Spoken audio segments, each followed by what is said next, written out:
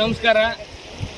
ನಾನು ನಿರ್ಲಿಕೆರೆ ಗ್ರಾಮ ಪಂಚಾಯತಿ ಅಧ್ಯಕ್ಷರು ಮತ್ತು ಸರ್ವ ಸದಸ್ಯರು ಹಾಗೂ ಊರಿನ ಗ್ರಾಮಸ್ಥರು ಎಲ್ಲರೂ ಸೇರಿ ಇವತ್ತು ನಿರ್ಲಿಕೆರೆ ಗ್ರಾಮದ ವ್ಯಾಪ್ತಿಗೆ ಬರ್ತಕ್ಕಂಥ ನಿರ್ಲಿಕೆರೆ ಕೆರೆಗೆ ನೀರು ತುಂಬಿಸುವ ಕಾರ್ಯವನ್ನು ನಮ್ಮ ಊರಿನ ಗ್ರಾಮಸ್ಥರು ಹಾಗೂ ಗ್ರಾಮ ಪಂಚಾಯತಿ ಸದಸ್ಯರು ಅಧ್ಯಕ್ಷರು ಎಲ್ಲರೂ ಕೂಡಿ ಇವತ್ತಿನ ದಿವಸ ನಮ್ಮ ಊರಿನ ಕೆರೆಗೆ ನೀರನ್ನು ಬಿಡುಗಡೆ ಮಾಡಿಕೊಂಡಿರ್ತೀವಿ.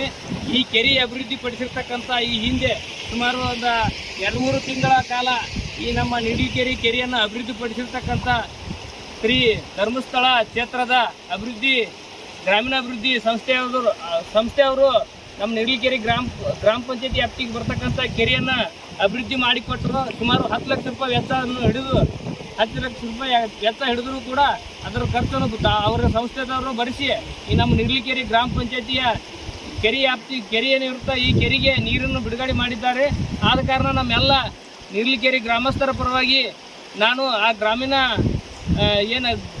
ಮಂಜುನಾಥ ಗ್ರಾಮೀಣಾಭಿವೃದ್ಧಿ ಸಂಸ್ಥೆಯ